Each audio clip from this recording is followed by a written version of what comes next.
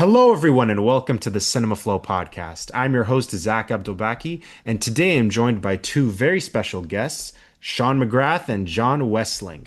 They are the creators of Rodge's Horror Lodge, which you should all check out on YouTube. They have an upcoming movie called Wildman, and they're here to do the March Madness found footage horror tournament bracket. Welcome to the show, guys. Thanks for having us, Zach. Great to be Yo, here. Yo, yo, yo. Sean, returning champion to the show. We're happy to have you back. thank you, thank you. Yeah, I Just I got big won't be shoes to competing fill. with John, but we're more so hosting the films competing. Right, precisely. Yeah, we're gonna talk about which of these film or found footage films we think are better. I mean, you know how a tournament works, I assume if you're Yeah, well, I everyone guess listening. to fill in the uninitiated, Yeah. March Madness is a tournament done in college basketball each year. It's like the biggest tournament in college basketball, and it's 16 teams, seeded 1 to 16, seeded based by their projected performance, so unlike how they're expected to perform. Basically, what we're doing is 16 found footage horror movies, seeded by their popularity on Letterboxd from 1 to 16. And how the seeding works is one plays against 16, two against 15, three against 14, and so forth in the first round. And then the winners in each round compete against each other until there is just one team left. Yeah, that's right. Yeah. Before we jump in, boys, do you want to talk about Rodge for a little bit, Sean? Just like kind of Yeah. like yeah, brief the beautiful listeners out there on what we've been up to. Yeah, so Rodge's Horror Lodge is a soon-to-be found footage feature film Hmm. about a YouTuber who is being haunted. A horror YouTuber who's not very good at his job, played by me, who is being haunted. And yeah, we've been kind of releasing it like piece by piece as a YouTube series for a while, just because we were like, well, fuck it, like we can, in the meta of the story. Right. He's releasing these episodes. And eventually we were like, okay, we're going to edit it down to a movie. And we're finally now getting to the last bits of it Thank 3 God. years later. It literally took, yeah, we started in November of 2023. So we have been at it too long. For too long.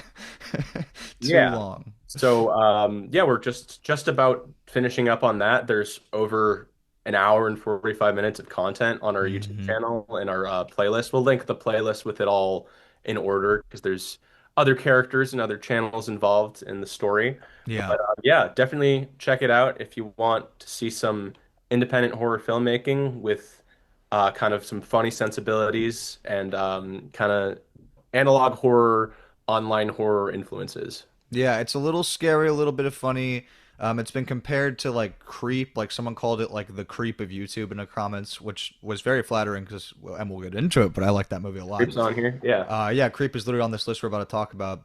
But yeah, make sure to check that out. Yeah, look up Well, Rodge's here, Horror Lodge. Yeah. there will be a link in the description for it. Do any of your audiences, like in the comments, just think that this is a real person out there? It's a little bit of back and forth. We've shown it to a lot of friends, so a lot of our friends have kind of played nice and in the comments pretended like they've just stumbled upon it. Like, Rodge, are you okay? But John's grandma thought I was a real guy.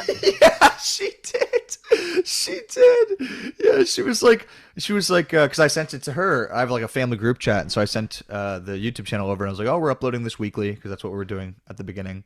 And next time she sees me, she goes, so John, that friend of yours, what's his name, Rodge? And I was like, no. I was like, Grandma, it's a character he's playing. Like, Rodge is not real. And she was like, oh, I was gonna say, man, something. I feel bad for John's friend. And I was like, dude. So my grandma, Zach, to answer your question, my grandma was convinced it was real. And I take it you guys are inspired by a lot of these found footage horror movies. How do you Oh yeah. guys create the Yeah. show? Is it like writing together and then John's directing? Because, Sean, you're more in front of the camera, or is it just very collaborative? You guys do a little bit of everything together. Collaborative for sure. The Yeah. original episode was something I had written before John and I got way into making everything together, and Right. just read it with him, and we were like, "Fuck it, like we could shoot this really easily."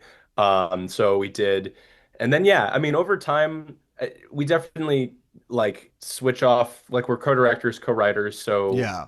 there'll be times where like I'll write an episode alone, and then we'll go back and workshop it together, and then on set, like last time we were filming, I was pretty involved in acting and like filming. So John was doing a lot of the like, practical directing work, directing other actors and like just framing and stuff like that. So yeah, it's definitely a very collaborative experience. Yeah, I would definitely agree with that. I would definitely agree with that. I think it also depends on availability. Sometimes there have been episodes that like I've directed by myself. There have been Right. episodes Sean has directed by himself. There was an episode I remember towards the beginning that he filmed like while he was home in Massachusetts for the holiday. So obviously like I wasn't there for that one. But I would agree. Yeah, I think it's been an extremely collaborative process. I would like to say we've written the meat of it together, and then the directing, like Sean said, it kind of depends on what we're doing and who's behind the camera. And yeah, sometimes we're directing exactly together, sometimes one person takes more of the lead. It kind of depends. And so once you finish, are you going to start assembling it as a movie and kind of testing it with audiences, seeing what needs to be cut out and everything? But I think you have enough for a feature, probably. Yeah, that's the exact thought. We That's too definitely much. have enough for a feature. We're honestly, the problem is we have a little too much footage, which was kind of the fun part about doing a web series. Is like it allowed us to be a little unrestrained and like, oh, let's just put like everything we want to in any given episode. So yeah, that's the idea. Is once we're done filming, we actually have a lot we've filmed already that we're gonna upload onto YouTube to like finish the story there, and then yeah, we're gonna start cutting together what we have into a feature. Yeah. Well, there will be a link to it in the description so everyone can go check it out. And I'm excited to see one day in a theater this Yes, sir. Yeah. finished thing shown. And hopefully I'll interview you for that when it's out. I also want to mention you guys have an upcoming movie called Wildman, which is also a found footage movie, not a horror movie, but it's found footage. Can you tell us about that? Yeah. I'll just and not to take up too much time here, not to take up too much time, but yeah, I'll just sort of give the log line in a little bit more. It's about a young man played by Sean. Actually, I wrote and directed this film, who's depressed and aloof, and he decides that he's going to, after reading the novel Into the Wild, or I think it's a book more than it's a novel, but after reading Into the Wild, he decides he's going to go to Yosemite and try and remember what it's like to be alive and find that sort of childlike joy again. And on his first day he gets out there, he reveals that he's actually out there to kill himself. So the next large breadth of the film is him recording video diaries for the people he wants to say goodbye to, sort of little suicide notes, and also, yeah, trying to find that feeling of living again, what it feels like to live for yourself and find that excitement again. Nice. And Sean, what was it like acting as the lead in a feature for the first time and making this movie out in the woods? It was interesting because it's like 95% me. Hmm. And it's all stuff that I didn't write. Which is, I was used to Rodge is also like 80 to 90% me, but a lot of that was stuff I wrote. So it's was a very comfortable, experience getting that out. And yeah, this was interesting. I mean, it was fun. It was a lot of fun. I felt like John and I had a good pace worked out on like how we would communicate the script. But yeah, no, definitely a challenge, but also definitely felt like good exercise for acting muscles, which like it's not my priority as an actor. Like it's not really what I see myself as, but like I definitely felt like at the end of it, like I was a better actor. And yeah, no, it was a lot of fun. Awesome. And do you know roughly when this will start screening? Yeah, we're going to. It's actually because it's such a simple film. It's sort of like a one-man show of a guy talking to a camera. A lot of the rough editing has already been completed. It was a very easy, simple process. So the plan, you want to make God laugh, make a plan, is what they say. But the plan is to premiere it at the Frida Cinema this summer. So summer 2026 would be the idea, and I'm working on it actively, working on audio and working with VFX people and stuff. So it's well underway. It's well underway, and the plan is yeah, this summer. Awesome. Well, I'll definitely be in the audience for that one. Hopefully I can moderate a Q&A one day. Yes, sir. Oh God, nothing I would love more. Nothing I'd love more. Yeah, and also can you give a plug for Brainbugs, the movie you guys made together? Sean, you were the cinematographer for this one.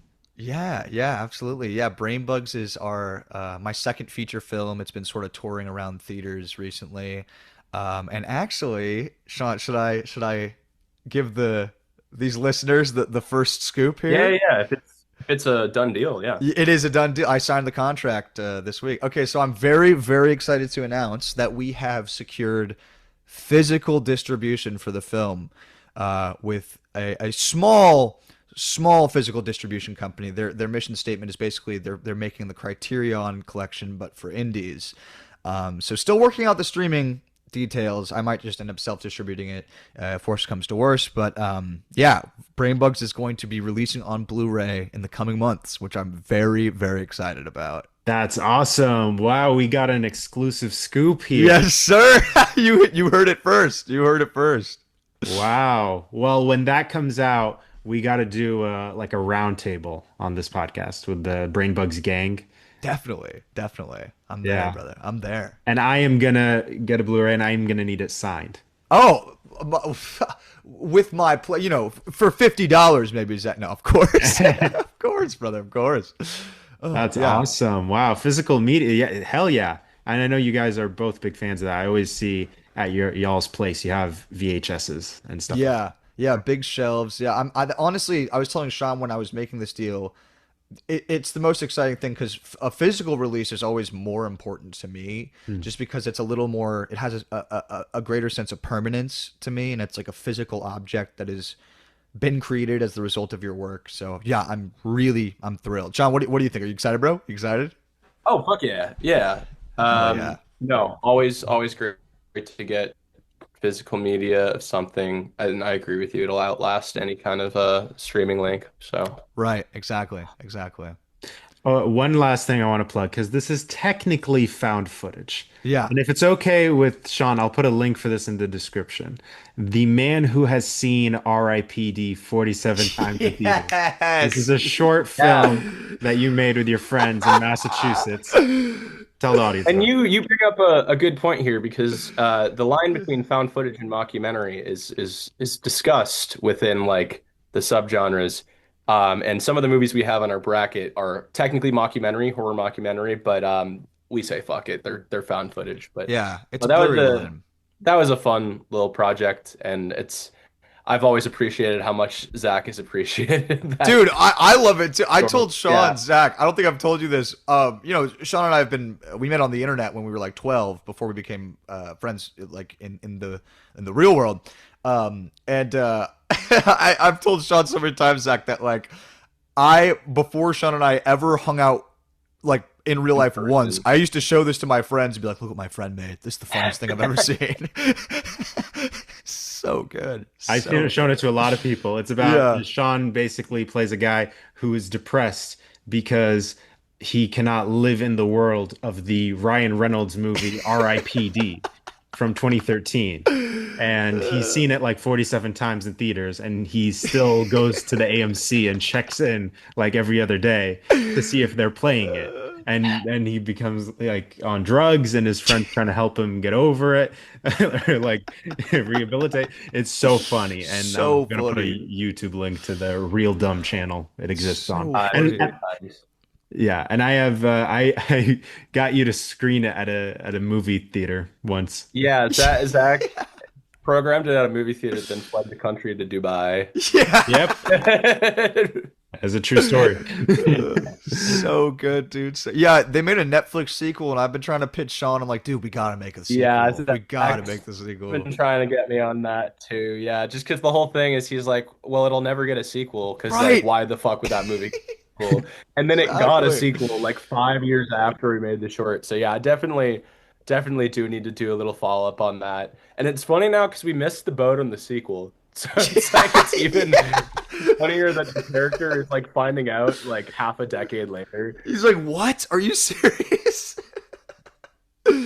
Oh, Yeah. awesome. Awesome. Okay, well, we're gonna get into the March Madness bracket. Yes, sir. For our international viewers, it's a little bit like FIFA, right? You got the 16 teams, Yeah, you go yeah. against each other, and you narrow it down to find out what is the best found footage horror movie of all time. So you guys, you really love this genre, it sounds like. I think it's influenced your work a lot. Quite a bit. How do you feel heading into this? Do you feel like we have 16 good contenders? Yeah, We have yeah. a lot of good contenders. we have some that are popular that I personally have dissenting opinions on and that I would like to discuss. Hmm. But yeah, no, I definitely huge inspiration for both of us because it's like I think, and we'll talk about these individually, but Blair Witch Project and Paranormal Activity were huge milestones as far as like if you want to make a movie for and you don't have money, like you have a camera in front of you that you can frame as, real things happening, which I think is honestly not only a good way to get around not having money, but a really good way to kind of like transcend like verisimilitude of film and kind of like leapfrog the illusion part of things. I think you can reach higher highs when you really sell that what's happening in front of you is real. I completely agree. I completely agree. Yeah, and for me, the big inspiration, like Sean was saying, is budget. Like I just looked it up, and Paranormal Activity One famously had a budget of $15,000, which is insane. Because it went on to become this huge franchise and gross millions. And it's not always just about the money. I guess more I'm speaking to the influence, but yeah, it's deeply inspirational, and yeah, you can just make one, which is the best part. You can just get up and make a movie. I agree. I mean, I follow Chris Stuckman on YouTube. I have since I was a kid, and he talked a lot about how this subgenre kind of got run into the ground by some of the studios in the 2010s. Do you feel like it's making a comeback now? Not on such a huge level. I mean, Yeah. he's right. As far as like it definitely post paranormal activity did get run into the ground. Um, that said, in that process, a lot of people put out a lot of hidden gems that Yeah. I think have been very fun to rediscover now. Found footage still gets entries here and there, and it seemed like for a second Skinamarink wasn't found footage, but I was just gonna Skinamarink bring came that up. out Yeah. around the same time as this movie that's on here, The Outwaters, and they were both independent movies that had, different levels, but still like modest success in a way that people were like, okay, maybe this like experimental independent horror is going to come back, and that usually leads to found footage. That unfortunately hasn't really taken off since then, but Yeah.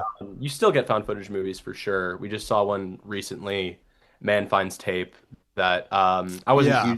huge on, but like it's cool to see that those are still happening. They're still getting made. Yeah. Your Yeah. boy Chris Stuckman, his movie had an element of found footage. Yeah. Yeah. Okay, well, let's get into the bracket. Mhm.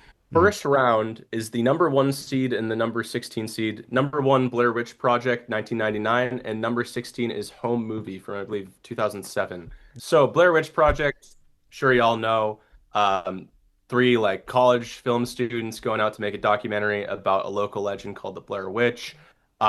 Hugely popular movie, also made on, dirt cheap budget. They had this really revolutionary online campaign where they had basically advertised that the actors in the movie were really missing and that all this really happened. They built lore of like past disappearances in the area.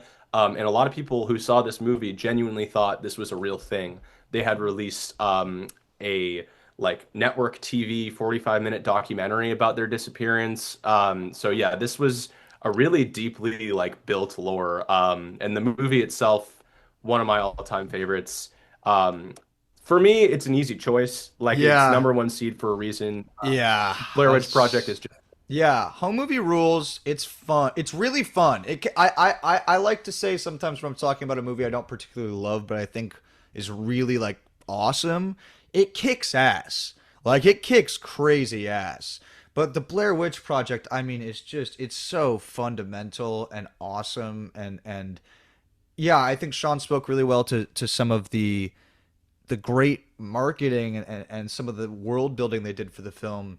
But I also want to say, man, I think it's just so incredible that these people it's a movie where these people are walking around for like, 95% of it, literally just walking around the woods, shooting trees.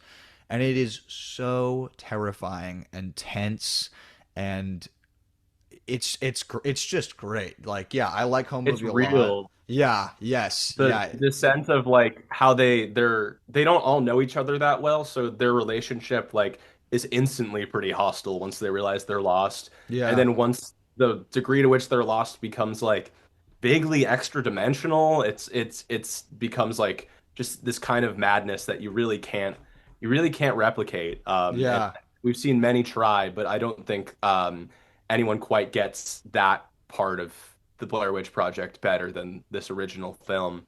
Sound design too. I mean, So good, the man. noises in the tent at night are so difficult to explain, and there's like layers of space going on. Yeah, this is one of those ones. So I It's think we're just, yeah. in agreement. Blair Witch Project over home movie. Yeah, definitely. Zach, you think so? Oh, I definitely think so. I haven't seen either of these movies, but Okay, great. Well, that makes it easy.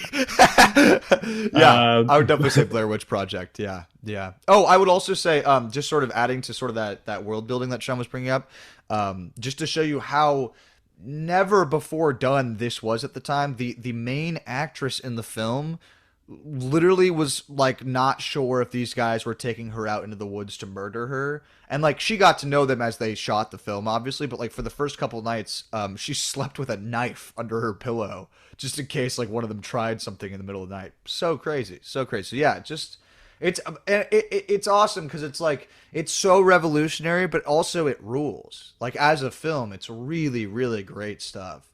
So yeah, I agree. I think Blair Witch takes this one pretty easy. We got the number 9 seed, The Taking of Deborah Logan, and the number 8 seed, Lake Mungo. So The Taking of Deborah Logan is a graduate student is making a documentary project about this older woman with Alzheimer's, and she is just showing her life, but it gets like really weird. Her Alzheimer's is quite aggressive. It's progressing at a rate that is like really uncommon. She's being violent towards the crew. She's just acting all creepy, standing naked and open windows and shit. And yeah, it escalates to something huge. Lake Mungo is about a family in Australia. This is a horror mockumentary, although there are found footage sections. Hmm. This is about a family who is vacationing at a lake called Lake Mungo. Their daughter, 16-year-old daughter, goes missing, and they're coping with it after the fact. The son, her brother, takes photographs, and they start finding Alice, their daughter, in these photographs, and start investigating more into, they hit up paranormal investigators. They start looking through her belongings, talking to people in her life. Yeah. So these are both the middle seed movies, kind of a little under the radar, but still pretty well known. Yeah. John, what are your thoughts on these two? Taking of Deborah Logan is a really good time. I actually have kind of a funny story with this movie really quickly, which is I watched it when it was one of those really like when Netflix worked completely differently Yeah. than how it does now. It was like one of those old Netflix movies, and I watched it because at the time it had 100% on Rotten Tomatoes, and I was like 12 years old, so I was like, oh, that's significant. And then I later came to find out that's because it only had like 2 reviews that were both positive. So I as a 12-year-old, I was pretty disappointed. As an adult, I actually have a pretty soft spot for this movie. I think it's a romp for sure. It's far from perfect, but it's a really really like spooky time. I can't lie though, man. Lake Mungo is so. I love Lake Mungo because it's devastating, and the scares are especially this. There's this whole sort of plot in Lake Mungo where part of the reason they hire the paranormal investigators is because the brother of the girl who goes missing is showing the family these videos and like claiming like, oh, you can see her ghost in the background here, or like you can see her like standing in this hallway. And first of all, the scares when they first show you them are really really terrifying. My Really most subtle too. Yeah, yes, and so it's like a nightmare. Like it's not like scary. It's like mortifying scary. Yeah, I would give this one to Lake Mungo. I just love it. I think it's really sad, and I think the scares are a little scarier in terms of what I'm looking for. And I'm with you. yeah, and I think Yeah. they take better advantage of the found footage. I think that Taking of Deborah Logan is really fun. I think it Yeah, loses it in the third act a little bit. definitely, definitely. They definitely just kind of ignite a powder keg, and it becomes more like weirdly more action than horror, which was weird. I don't know. I never really thought that movie sticks the landing, but I Yeah, think it has some really great stuff in it, and really great performance from the older woman. I don't know the actor's name, but definitely. Yeah, she's awesome. Lake Mungo, yeah, the existential horror of Lake Mungo like sticks with me daily. Yeah. The whole like ending sequence when they discover what really happened to her. There's like one like cell phone picture that they're Yes. looking, or cell phone video that they're looking for the whole movie, and they finally Oh, find the daughter's cell phone, and it's like one of the scariest things I've ever seen. it is and what's awesome about it too is it's shot on like a really shitty camera, and they lean into that and use that like sort of crust to enhance like the terror of what you're seeing. It's awesome, man. It's Yeah. awesome. But yeah, I would give it to Lake Mungo. I would give it to Okay, Lake like Mungo. Mungo moving around too. Okay, Yeah. now we go to our next matchup, which is number 5 seed The Visit by M. Night Shyamalan against number 12 seed Be My Cat, a film for Anne. So The Visit is, as I said, a M. Night Shyamalan film, I believe 2015. It's Hmm. about a brother and sister going to see their estranged grandparents who their mother hasn't talked to in a long time. So their mother drops them off. They're there, and Granny and Grandpa are fucking weird. Uh, as a little bit Deborah Logan coded, she's doing what they call sundowning, where she's Mhm. middle of the night walking around butt naked. For some reason, this kept happening in found footage horror in the mid 2010s. It's just like they're like, oh, what's scary? Naked old ladies? Yeah. Yeah, it's gross too. Yeah. It's like a Okay. behind her shot, and like she's like scratching at the wall. It's dude, we gotta show you, Zach. It's pretty gnarly. Um, Yeah. Be My Cat, a film for Anne, is this fucking weird movie about this fucking So weird weird. guy who is making this found footage film for Anne Hathaway. He's in love with Anne Hathaway, and he wants to make this horror movie where he's like kidnapping and torturing these women that he has hired to act for him.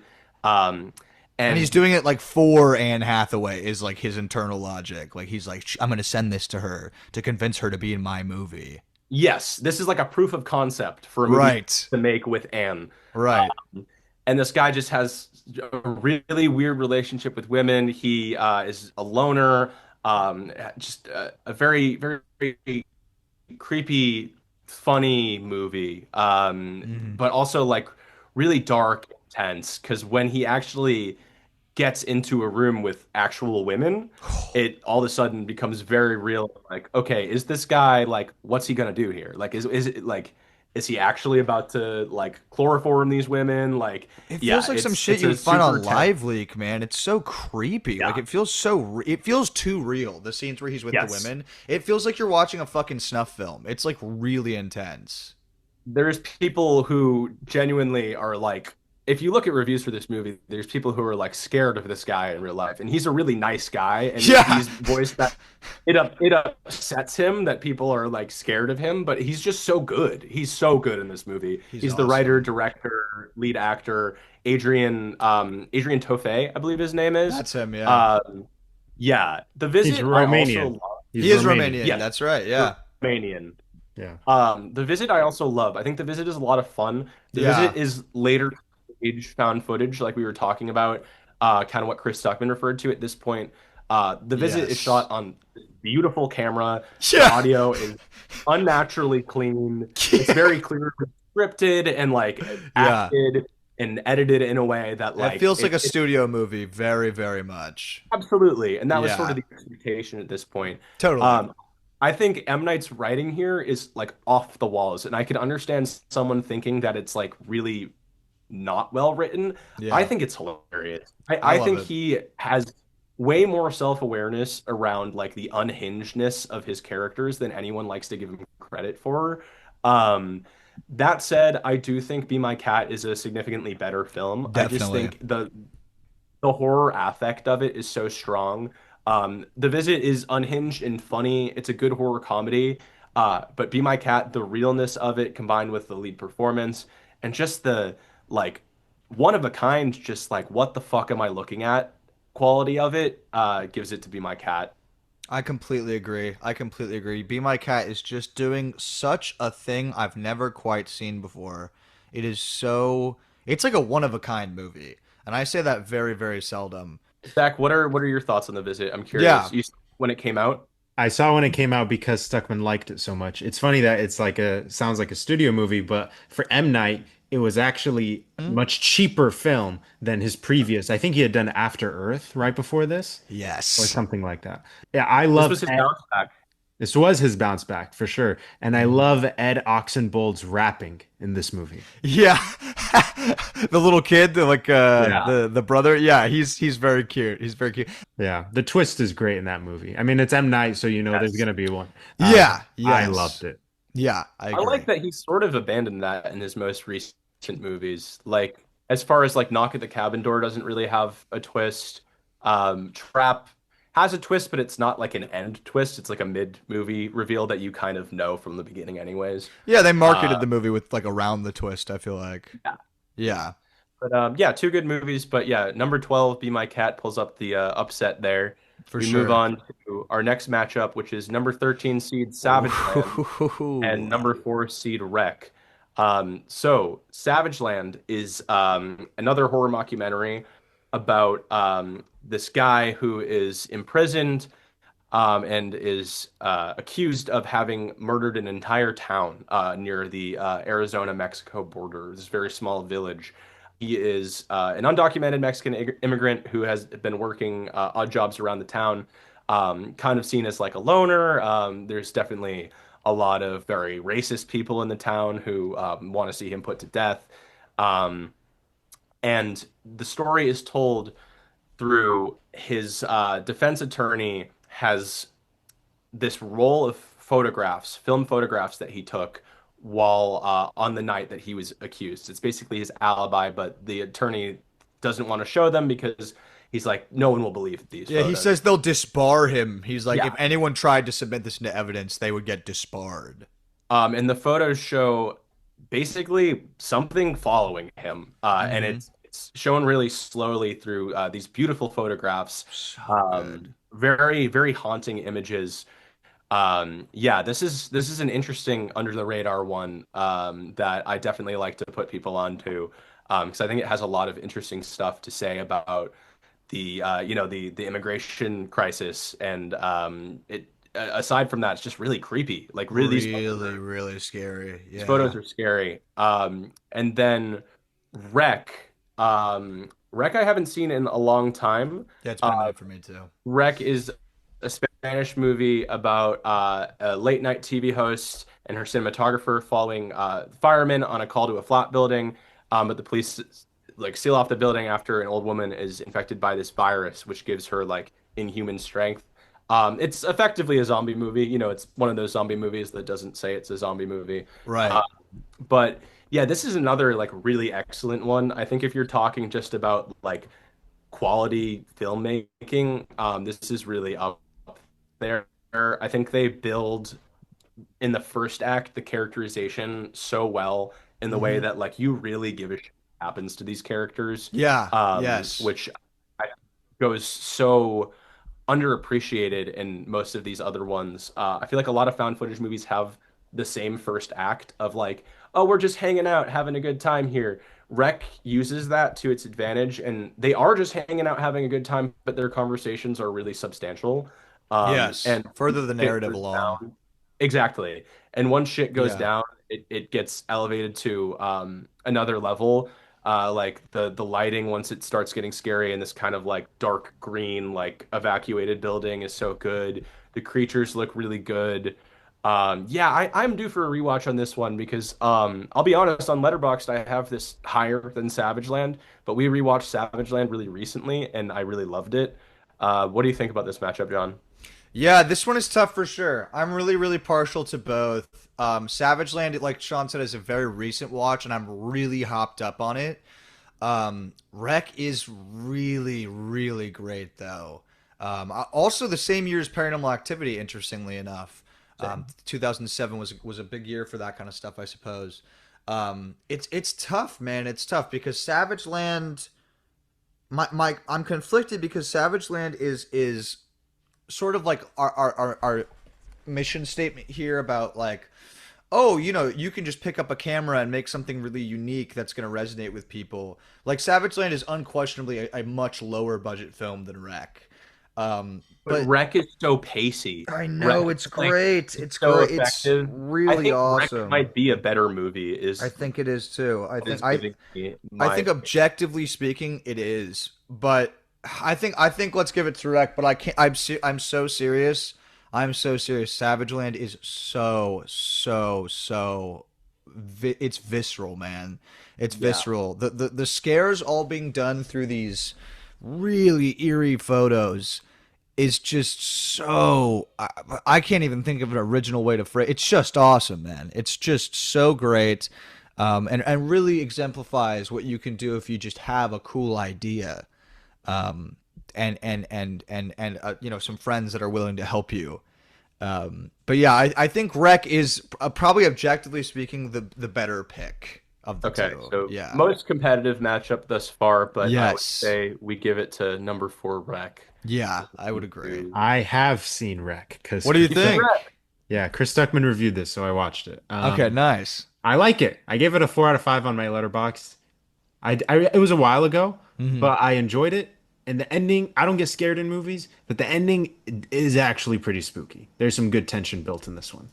I'll have I to go totally back and agree. rewatch the ending. Yeah, I have to go back and rewatch this movie, period. I know people also like the second one too, so I might check that out at some point. Um, Yeah, I haven't seen number two either. yeah. Okay, moving on to our next first round matchup is number three seeded As Above, So Below, and number four seeded Horror in the High Desert. Hmm. As Above, So Below is about a film crew that is going to explore the French catacombs, which is, the caves underneath Paris, which, just are full of like skulls of like dead people from, generations. And they actually shot there, which is pretty crazy. They realized that the French catacombs are actually leading to the gates to hell. In the third act of this movie, they go to hell, which is pretty cool.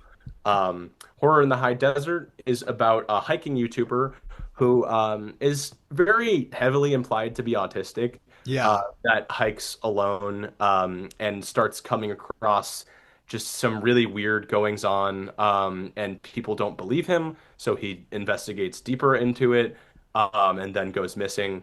This is another horror mockumentary told from the perspective after his disappearance. Hmm. Um, yeah, interesting matchup here. Very different movies. Yes. Yeah. This is an interesting conversation to be had, I think. Because As Above, So Below is another one of these like kind of studio found footage movies. This Yeah. is a very popular movie, relatively within kind of Think with like the the TikTok people.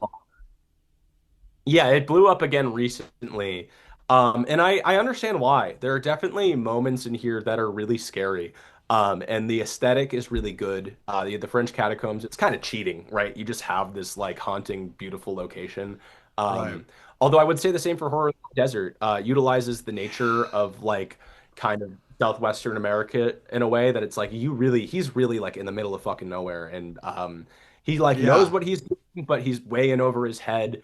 I love the characterization of that character in Horror Same. in the High Desert. I think it's done with like so much sensitivity, and like there's just something you feel so scared for him because ultimately it's up in the air what happened to him, and something about that is just more terrifying than like he died. You know what I Yeah. mean? It's very haunting. I also feel like As Above, So Below's third act leaves a little bit to be desired. It's kind of just like, let's wrap it up. And like the most hilarious part to me is that the main character has to like run through basically every scene they've gone through in the whole movie.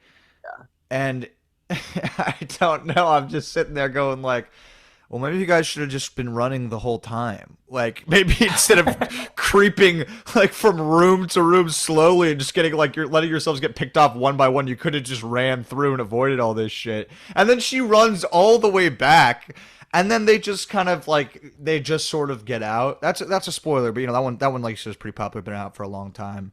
Yeah. I like a lot of the imagery in As Above, So Below. Like you said, the location's excellent. I think I'm just a little more partial to Horror in the High Desert. I can't lie, and it takes more risks, which is just something. I mean, that's just a taste thing, but that's something I'm more into. No, I Uh, agree. I mean, it's maximalism versus minimalism here, right? yeah, And like, right. there's so many characters characters in As Above, So Below, and they don't really bother to develop most of them. No. There is there are ancillary characters in the mockumentary in Horror in the High Desert that are like well developed, but it's really just the one guy, right? It's like it's a Yeah. character study when the character himself isn't really there to narrate it, which I think is really interesting. Yeah. I think it's just I wouldn't put either of these at my top of the list of best found footage horror movies, but I agree. No. I just think there's more substance behind Horror in the High Desert, and I've got to give it that way. Yeah, I totally agree. Yeah. And I do like it. I do like it for the record. It doesn't. Yeah, no, these are both solid movies. Yeah, I I just agree. I think there's just a little bit more art in Horror in the High Desert. Definitely, definitely, and that's a cheat code for me. I'm always gonna be gravitate more towards that option. I think. All right, next first round matchup we have number 11 seed The Outwaters and number 6 seed Paranormal Activity. Hard, Um, hard. this is difficult. These are another two very different movies, but also have some things in common. The Outwaters is about a group of people who are going out to shoot a music video in the desert. And after they shoot the video, they're just kind of hanging out, doing their drugs, having their fun. Um, they stumble upon this rock that makes this like indescribable noise and basically kind of careens them into this hard to explain interdimensional It's like hell. It's like hell. yeah, it's like hell. It's Yeah. like it's once the first half of this movie is very slice of life and you're spending your time with these characters and a lot of it just feels like people hanging out. The second half of this movie is batshit insane. Like Yeah. it's just like light and sound and like it's really hard to figure out what is going on in front of you and it just feels so like you feel so alone and confused. This came out like I said around the same time as Skinamarink. Hmm. These movies got compared a lot and I understand why. They definitely although this is more traditional found footage, Hmm. they definitely occupy that same sort of liminal space thing where it's like all right, where exactly in space and time are we? Um, Paranormal Activity needs no introduction. It's about, a couple who realize that their house is haunted. The husband is really into filming everything. The wife is not because she grew up in a haunted house, and their relationship falls apart as Hmm. this whole thing is happening, and the ghost gets more aggressive. This was a hugely popular movie. Huge hit. I'm not sure. Correct me if I'm wrong. At one point, this was the most profitable independent film ever. I don't know if that's Yes. still a stat. I don't think anymore, but it Hmm. was for like a few years there. Yeah. 193 million box office on 15K budget. So it was a Insane. huge, unfathomable hit. Unfathomable hit. A lot of these movies we're talking about, including The Outwaters, probably wouldn't exist without Paranormal Activity. Absolutely. Um, John, what are your thoughts on this? I know, like you said before, Paranormal Activity is a big personal inspiration for you. Yeah, I love the first one in particular. It was like one of the my dad took me and my brother to see the Paranormal Activities when I was young, so I have a sort of emotional attachment to them. And the first one in particular just scared me so much when I was a kid. Um, I still love it and have a real soft spot for it, and I actually think it's like pretty structurally Really? sound. Yeah. Yeah, it's like pretty good. But I on repeat viewings, especially as I've gotten older, I feel like it's a little. It's a little sleepy. Yeah, sleepy is the right word. I mean, kind of hilarious we're using that word because so much of the film is literally we're watching them sleep at night, like literally sleepy. It's a little slow, a little sleepy. I'm not surprised it was such a big hit when it came out. Yeah. I'm definitely leaning The Outwaters just because I it's I am too. yeah. I think the experimentalism in the Outwaters is something like that I really admire. A lot of Yeah. people really don't like the Outwaters. I know it has I quite a know, low yeah. score on Letterboxd, but I always felt it was misunderstood. The characters are grating, but that's the point. Yeah. They're sort of representative of like this young know-it-all LA creative type of person. Oh, dude, and we know so many people. I've met so many Yeah. people that are exactly like them. You know what I mean? So like that made it very easy for me to connect with them and like and dislike them. And I just Yeah. I that last half of the movie is insane. Like you literally like are sitting there watching it and you can't even believe what you're seeing. Like Sean Yeah. said, it's so it almost it breaks so many conventions of narrative filmmaking. You know, it's so confusing and difficult to process. It literally puts you in the perspective of these characters. It's almost like you're looking through, like the camera becomes the eyes of the character you're following as he just Yeah. walks through this hellish landscape. And Yeah, there's these little snakes that are like flesh. yeah. Yeah. Yes, Yeah. yes. Oh man, it's like, and like I said, I love Paranormal Activity. Big fan. Honestly, I probably ride for those movies harder than a lot of people. Mhm. But yeah, I would have to go The Outwaters pretty firmly on this one. I'm with you. Paranormal Activity 1 has a lot of really strong moments that Yeah, have echoed throughout horror history and are, the ending of that movie particularly totally. gets like dragged out. Spoilers. Yeah. is something that I think, it's going to be hard for people to ever really forget that. The Outwaters, yeah, the Outwaters will not be remembered in the same way, but I Yeah. do highly recommend it to anyone who is interested in experimental horror filmmaking. Like John said, that second half, I mean, you have to see it to believe it, and even then, you won't even really believe what you're seeing. Like it's a crazy one that Yeah. I think more people should be put on to. So yeah, I I'm a big agree. Outwaters. So next to number 7 against number 10. Number 7 is Unfriended, which is also was quite made a big splash when it came out. It's a film that takes place entirely from the perspective of a teenager on a Skype call, and I think up until basically the very end, they stick to that format hard. It basically follows these characters who are Skyping, and it is approaching the 1 year anniversary of when their friend Laura Barnes, who killed herself, it's approaching that 1 year anniversary of her death. And so they're sort of just discussing, and then as the Skype call continues, I should say, spooky things happen, and characters start to cut out of the call, and like a new person gets added to the Skype call that they don't recognize, and bad things happen from there, shall we say. Ghost Watch is a really interesting movie. It sort of also threads the needle between like mockumentary and found footage.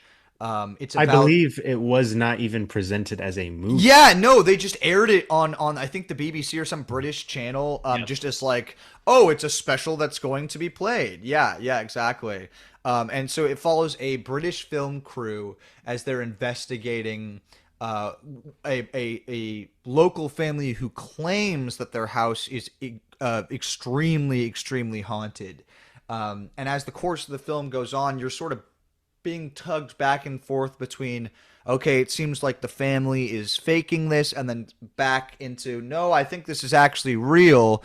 And that sort of back and forth is what's so great about the movie. I don't want to give away the ending because it's such fun to watch, but I will say they conclusively answer at the end whether or not what's happening is happening in a very like crazy and satisfying way. Sean, what do you think? What do you think of these two? Yeah, I mean, this is a really easy decision for me. Yeah. And I think Unfriended, again, very popular at the time. Yes. Uh, I think probably the worst movie on this bracket. A thousand I percent. I think the characters are not written believably. I think this some of the scares are okay. Decent. There are some decent ones. I like the blender. Yeah. Um, Yeah. but Blenders, but I blenders. ultimately I think this movie is pretty unintentionally funny. I don't really care for the story, the bullying messaging. I think is really hacky and heavy-handed. Yeah, I Um, agree. it's got some really bad like Facebook bullying. It's like I don't know. It's just it reminds me of that movie Cyberbully, where it's Yeah, like totally. you fugly, slutty skank. It's like no one talks like that. Fuck you. No, it's a very annoying movie. I think it's very annoying. The writing is pretty bad. The acting is fine, but like nothing exceptional. Yeah, I mean, let's talk about Ghost Watch for a minute. Ghost Watch is just like so sophisticatedly scary and like such a Yeah. well crafted mirage of like, like we talked about the way they sell that all of what's happening is real, with, flipping back and forth between the studio and like the live cameras. Hmm. They also hide scares really well and build really patiently towards like a huge climax. Yeah, and Um, what a climax! What a oh yeah, climax! that's another one that kind of like sits with you. Like I can feel the feeling I had when I first saw it, um, right now as we talk about it. So yeah, no, definitely gonna give this one to Ghost Watch A by thousand a landslide. percent. Landslide, landslide. I am partial to Unfriended in some ways, but Ghostwatch, like you said, it's just, I mean, it's just great. It's just great. It works so well. The way they released it being so atypical is really, really interesting, and I love that. Imagine turning on your TV to watch just some program, and not to spoil anything in particular, and that happens in front of you. You know what I mean? Like Right, and no internet too. exactly, exactly. Like you No can't. internet. You're gonna go knock on your neighbor's house who's watching it too because there's like three channels, and they're like, "Yeah, I don't know, Hey, I don't bro, know." is Sarah Green fucking dead? Exactly. I just saw a Yeah. guy on the TV. Yeah, that was what was great about it is they used real BBC reporters like to help add to the legitimacy. Like people that were well known for like reporting the news every single day. So cool. And a great watch. A great watch. A great ghost watch. Final matchup in our first round is number 15 seeded Frogman versus number 2 seeded Creep. Frogman is a found footage film about uh, a YouTube filmmaker who, as a child, captured this high 8 tape footage of a cryptid called Frogman. Since then, he hasn't really been able to get anything off the ground. He's going through a divorce. Um, him and his ex-wife, along with his best friend, uh, decide to travel back out to the town where Frogman is, this famous cryptid where he originally got this footage. And yeah, no shit, Frogman's real. Creep is a Mark Duplass project with Hmm. director Patrick Bryce. It's just the two of them. Basically, this guy, played by Patrick Bryce, has been hired to film someone who is dying of cancer. His name is Joseph, and he's played by Mark Duplass. And Joseph has some quirks to him. Yeah, shall we Joseph, say? yeah, it's an interesting one because if someone hasn't seen Creep watching this, I really would hate to spoil I like know. reveals I about the let's character keep it because light. yeah, because it's such the first experience watching Creep is like a really holy experience to me personally. Same. Uh, this was like a later stage found footage movie that I think really had such an interesting character study for both of these guys, who are so different. Fucking like bonkers performance from Mark Duplass here. This Yeah. me has like sold him as an actor to me. I will Yes. see anything he's in because of his performance in this movie. Yeah, I love how simple this movie is. It's like not a fancy camera. A lot of the dialogue feels like it might be improvised. I just think these two guys have such a great understanding of the character and of found footage. I completely agree with you. I completely agree with you. And this is honestly one of the toughest rounds for me yet. Because I think if we're talking in objectivity, I would definitely put Creep above Frogman.